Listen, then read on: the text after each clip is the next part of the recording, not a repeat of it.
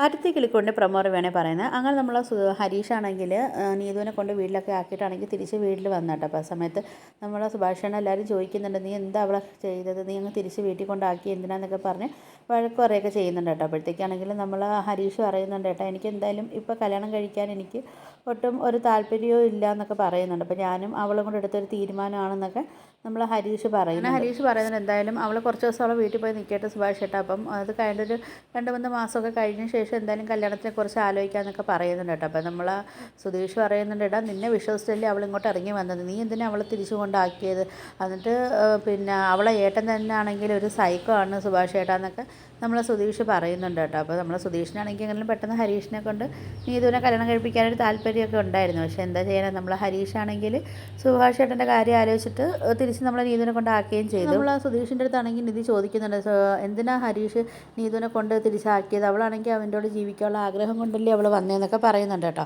അപ്പം നമ്മൾ നിധിയാണെങ്കിൽ സുധീഷിൻ്റെ അടുത്ത് ചോദിക്കുന്നുണ്ട്, സുധീഷ് ഞാനൊരു കാര്യം ചോദിക്കട്ടെ, നമ്മളിപ്പോൾ ഡിവോഴ്സ് ആയതിനു ശേഷം സുധീഷിന് ഒരു പെണ്ണ് ഇഷ്ടപ്പെട്ട ആ പെണ്ണ് നിനക്ക് ഇവിടെ വീട്ടിൽ വന്ന് നിന്നാൽ സുധീഷ് എന്താ ചെയ്യുന്നതെന്നൊക്കെ ഇങ്ങനെ ചോദിക്കുമ്പോൾ സുധീഷ് ഒന്ന് കൺഫ്യൂഷനൊക്കെ ആവുന്നുണ്ട് കേട്ടോ. അപ്പം നിധി പറയുന്നുണ്ട്, അതിൻ്റെ മറുപടി ഞാൻ തന്നെ പറയാം, സുധീഷാണെങ്കിൽ എത്രയും പെട്ടെന്ന് കല്യാണം നടത്താനേ ആലോചിക്കത്തുള്ളൂ എന്നൊക്കെ ഇങ്ങനെ പറയുന്നുണ്ട്. സുധീഷ് പറയുന്നുണ്ട്, അത് ഇപ്പോൾ ഹരീഷ് എന്ന് പറഞ്ഞാൽ അവന് സുഭാഷ് ചേട്ടൻ്റെ കാര്യം ആലോചിച്ചിട്ടാണ് അവനിപ്പോൾ കല്യാണം വേണ്ടാന്ന് പറഞ്ഞതെന്നൊക്കെ ഇങ്ങനെ പറയുന്നുണ്ട് കേട്ടോ. അപ്പം ഒന്നാമത് ഇപ്പോൾ എൻ്റെ കല്യാണം കഴിഞ്ഞതിന് ശേഷം നമ്മൾ സുഭാഷ് ചേട്ടന് ഒരുപാട് ആലോചനയ്ക്കൊക്കെ പോയിട്ടാണെങ്കിൽ ഒന്നും നടക്കുന്നില്ലല്ലോ, അപ്പോൾ ഇനിയും സുഭാഷ് ചേട്ടൻ ആ ഒരു അവസ്ഥ വരരുതെന്ന് വെച്ചിട്ടാണ് അവനിങ്ങനെ ചിന്തിച്ചെന്നൊക്കെ പറയുന്നുണ്ട് കേട്ടോ. അപ്പോഴത്തേക്കും നിധി പറയുന്നത് അവനിക്ക് മാത്രമേ ഇങ്ങനെ ചിന്തിക്കാനൊക്കെയുള്ള കഴിവും കാര്യങ്ങളും ഉള്ളതെന്നൊക്കെ പറയുന്നുണ്ട് കേട്ടോ.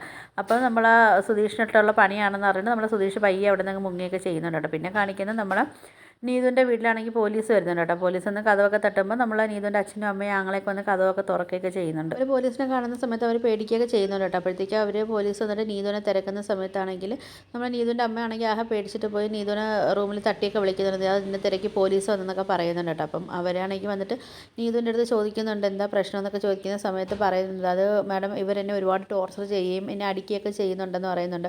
അപ്പോൾ എന്തിനാണ് നിന്നെ അവർ അടിക്കുകയൊക്കെ ചെയ്യുന്നത് ചോദിക്കുമ്പം എനിക്കൊരു പയ്യനുമായിട്ട് ഇഷ്ടമാണെന്നൊക്കെ പറയുന്നുണ്ട് കേട്ടോ. അപ്പോൾ ഞാനാണെങ്കിൽ ആ പയ്യൻ ഇങ്ങോട്ടും വരുന്നില്ല, ഞാൻ അങ്ങോട്ടും അങ്ങനെ പോകുന്നതൊന്നുമില്ല, പക്ഷേ ഇവരാണെങ്കിൽ ആ പയ്യൻ്റെ പേര് പറഞ്ഞ് എന്നെ ഒരുപാട് ടോർച്ചറും കാര്യങ്ങളൊക്കെ ചെയ്യുന്നെന്ന് പറഞ്ഞിട്ട്. അപ്പം പറയുന്നുണ്ട്, ഞാനാണെങ്കിൽ കഥ അടച്ചിരുന്ന് പഠിക്കാമെന്ന് പറഞ്ഞാലും ഇവർ കേൾക്കത്തില്ല, പയ്യൻ്റെ പേരും പറഞ്ഞ് എന്നെ ടോർച്ചർ ചെയ്യുക എന്നൊക്കെ പറയുന്നുണ്ട്. അപ്പം എനിക്കാണെങ്കിൽ പഠിച്ചിട്ട് ജോലിയൊക്കെ മേടിക്കണം എന്നൊക്കെ ഇങ്ങനെ നീതുവാണെങ്കിൽ ഒരുപാട് കംപ്ലയിൻ്റ് ഒക്കെ വീട്ടുകാരെ പേർക്കാണെങ്കിൽ പറയുകയൊക്കെ ചെയ്യുന്നുണ്ട് കേട്ടോ. അപ്പോഴത്തേക്കാണെങ്കിൽ നമ്മളെ ഇൻസ്പെക്ടർ പറയുന്നുണ്ട്, നിങ്ങളെ പേർക്കൊരു കംപ്ലയിൻറ്റ് വന്നു കഴിഞ്ഞാൽ നിങ്ങൾ 3 പേരും കൂടെ 7 വർഷം പോയി അകത്ത് കിടന്ന് ശിക്ഷ അനുഭവിക്കേണ്ടി വരുമെന്നൊക്കെ പറയുന്നുണ്ട്. ഇത് കേൾക്കുന്ന സമയത്താണെങ്കിൽ അവർക്ക് ഒരു പേടിയൊക്കെ ആവുന്നുണ്ട്. അങ്ങനെ നമ്മളെ ഇൻസ്പെക്ടർ ആണെങ്കിൽ നീതുവിൻ്റെ ആങ്ങളുടെ അടുത്ത് പറയുന്നുണ്ട്, ഇപ്പോൾ ഒരു പേപ്പർ എടുത്തുകൊണ്ട് വന്നിട്ട് അതിനകത്ത് 3 പേരും ഒപ്പിട്ട് തരാനൊക്കെ പറയുന്നുണ്ട്. അങ്ങനെ അവർ ഒപ്പിട്ടൊക്കെ കൊടുക്കുകയൊക്കെ ചെയ്യുന്നുണ്ട്. ഇനി അങ്ങനെ അവളെ ഉപദ്രവിക്കുകയൊക്കെ ചെയ്ത് കഴിഞ്ഞാൽ അപ്പോഴേ ഞാൻ വന്ന് നിന്നെയൊക്കെ ഇവിടുന്ന് കൊണ്ടുപോകുമെന്നൊക്കെ പറയുന്നുണ്ട്.